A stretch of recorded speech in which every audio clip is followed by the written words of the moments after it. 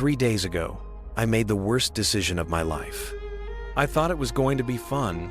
I had some time off work, and instead of wasting it sitting at home, I told myself I'd do something adventurous, something healthy.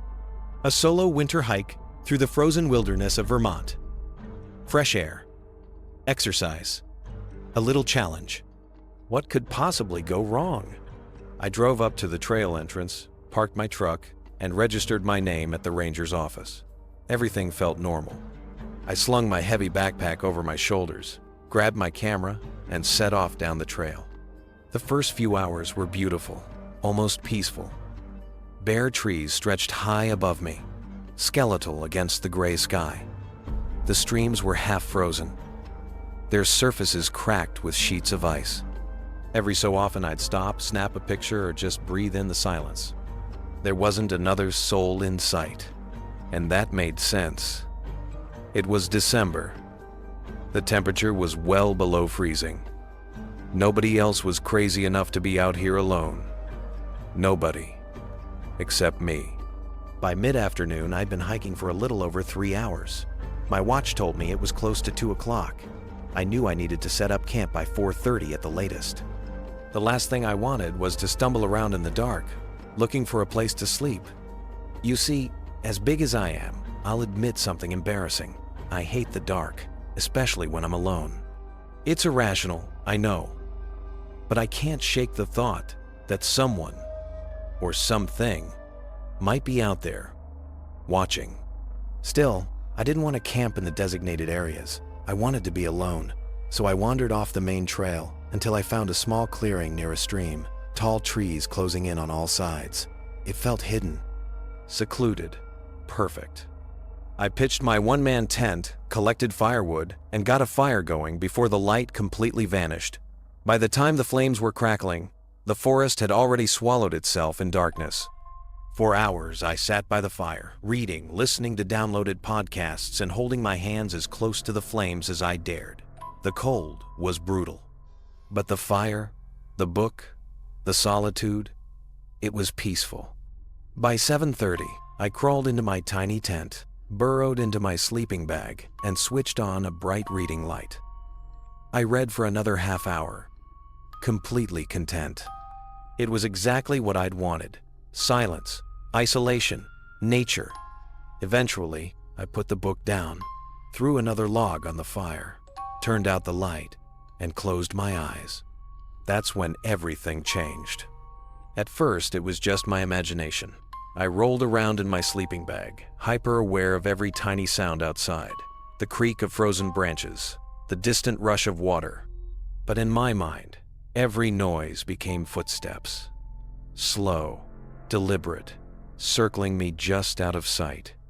I kept telling myself I was being paranoid. I hadn't seen a single person all day. There was no reason anyone would be wandering around my tent in the middle of the night. But then, the sound came. Crunch, crunch, crunch. Leaves, snow, footsteps. Not imagined, not in my head. Someone was walking around my camp. My blood ran cold. The crunching grew louder, closer. Whoever it was wasn't trying to be quiet. They were moving slow, deliberate, circling. My breathing stopped. My body froze. The thin walls of the tent were the only thing between me and them. And then, I saw it. A shadow. A human shape stretched across the tent wall, cast by the light of my dying fire.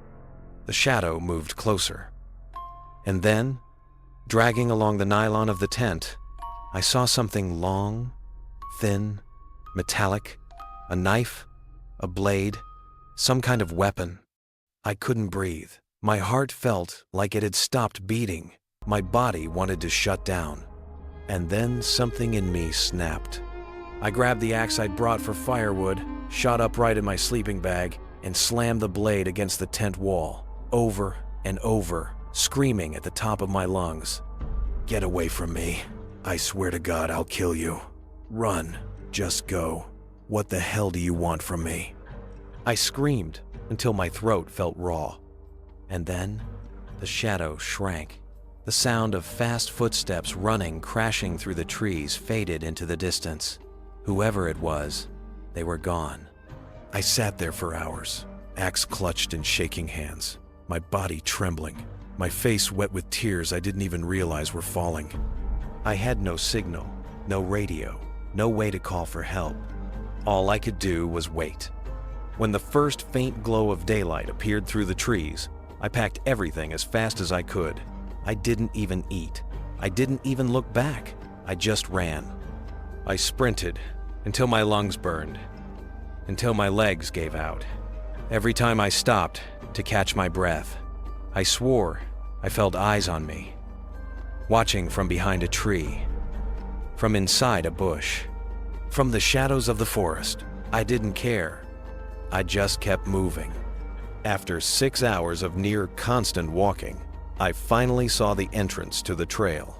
My chest heaved, my legs shook, but when I saw the ranger's office, I forced every ounce of energy into one final sprint. The moment I stumbled through the door, I broke down. I told the staff everything, that someone had followed me, tried to get into my tent, that I wasn't safe out there. I collapsed to the floor, sobbing. They called the rangers, who came immediately. They took a report, calmed me down, promised to search the area. One ranger even drove me home, told me not to worry. But how could I not worry? That night, I barely slept. When I finally drifted off, I dreamed the man had followed me home, breaking into my apartment, pinning me down, whispering threats in the dark. When I woke up, I was still shaking. The next morning, the rangers called. They told me they had caught a potential suspect near the trail. They picked me up, brought me to the ranger station, and showed me a photo of a thin, scraggly old man. They asked if this was the person I'd seen. I told them the truth. I hadn't seen a face, only a shadow, a knife. The ranger looked grim. He explained that they found the man near the exact spot where I had camped, and what he was doing made my blood run colder than ever. He was stringing metal wire between the trees, setting traps right where I had been. If I had stayed even one more night, if I had stumbled in the dark, panicked, running blindly, I would have been caught, tangled, helpless. And then what he planned to do to me, I don't even want to imagine. When the ranger told me this, I broke down again. I couldn't believe how close I'd come. I drove home that day, but I haven't really come home. My mind is still trapped in those woods. Every creak in my apartment feels like footsteps. Every shadow feels like a figure waiting. I learned something that night.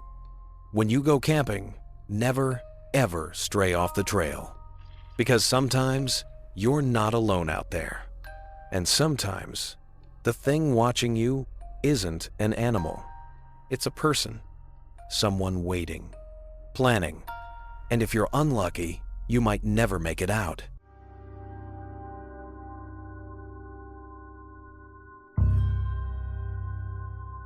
I never believed in the ghost stories my Uncle Ralph used to tell. They were always too long, too strange, and never convincing enough. He'd sit by the fire, staring into the flames as if the shadows themselves whispered to him, warning me of things I thought existed only in his imagination. He would say, "Don't wander too far after dark. The Appalachian woods hide things that don't belong here." But I never listened. I always thought he was just an old man trying to keep me from staying out late. That is, until last night. I'm writing this now, safe in my home. Or at least, I think I'm safe. Maybe if I put these words down, I'll find some peace. But deep down, I know the woods took something from me, and they won't ever give it back. I had gone to visit Uncle Ralph to collect the deed to his house. He'd grown weaker by the day, his voice raspier, his hands shaking like he was always cold. As I packed up the papers and got ready to leave, he fixed me with a look I'll never forget, one of pure dread. "You sure you want to head out this late?" he asked.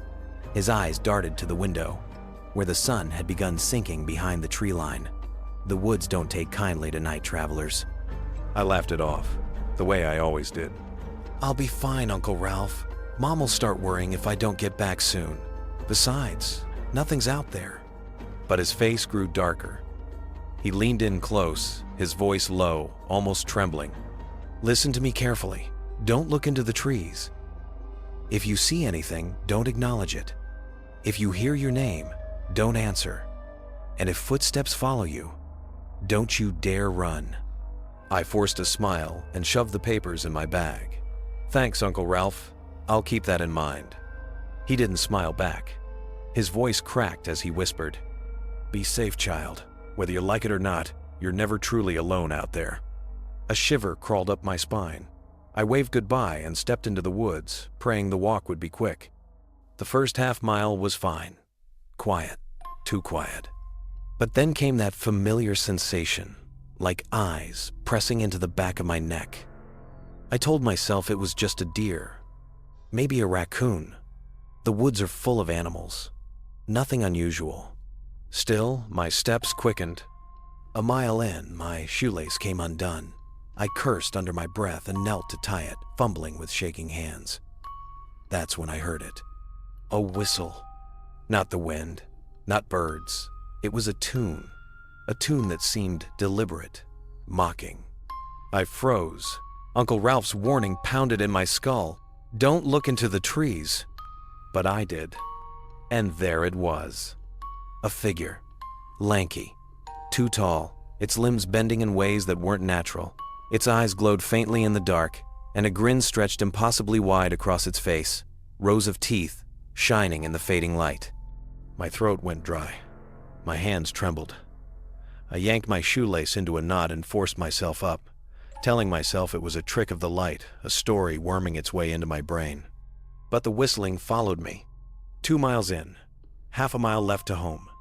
The forest was heavy, oppressive, like it was pressing down on me. My legs burned, but I refused to stop. Then it happened. A scream.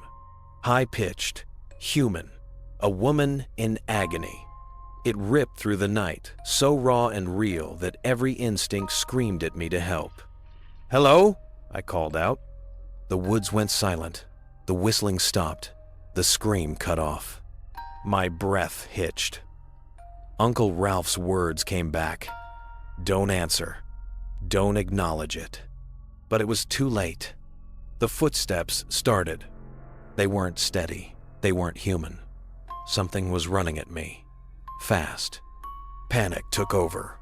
I ran. I ran as hard as I could, branches tearing at my arms, the sound of pounding feet closing in behind me. Hot breath seared the back of my neck. The stench of rot filled my lungs. Then, sharp pain. Something clawed into my skin, dragging fire across my neck. I screamed. I thrashed. And then, blackness. When I woke, I was in my bed, my sheets soaked with sweat, my journal open on the nightstand. I tried to convince myself it had all been a nightmare, just my mind playing tricks on me. But when I stumbled into the bathroom, I froze. On the back of my neck, 4 deep claw marks, red, angry, burning. My chest tightened, my mind reeled. If it had been a dream, how could it leave scars? And then I saw it. The figure. Not in the woods, not in my imagination, but in my closet, standing there, motionless, its glowing eyes locked on me, that grin wide enough to split its face in half. It stepped forward.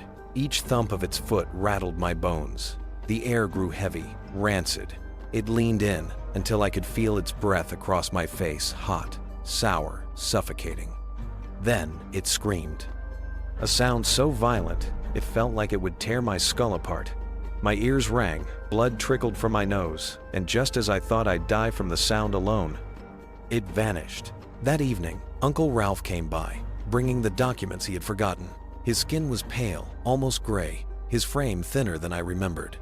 We talked for a while, about family, about the woods, about what I thought was just a nightmare.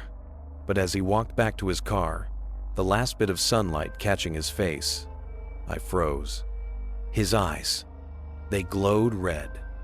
That same grin spread across his mouth. My stomach turned to ice. "Remember," he said, his voice deep, guttural, inhuman. You are never truly alone. Then he let out that same blood-curdling scream as the night before. His body twisted unnaturally, and he bolted into the woods faster than any man could run. I stood there, paralyzed, as something shifted in the shadows. It was him, the creature. Thin, leathery skin stretched over its frame, talon-like fingers curling in the air. And then, it waved. A slow, mocking wave. I wish I could tell you this story ended here, that I never saw it again, that I could chalk it up to fear, exhaustion, or grief. But every night since, when the house grows quiet, when the woods outside fall still, I hear it. That whistle, that same haunting tune. And I know it's still out there, waiting. They say some places in this world are thin, that things can wait on the other side, learning our names, our fears, the faces of those we trust. It doesn't just want you lost in the woods. It wants a way in. It wants a story to follow it home. And now, it has mine. Follow me for more, if you dare. But whatever you do, share this to keep others from making my mistake.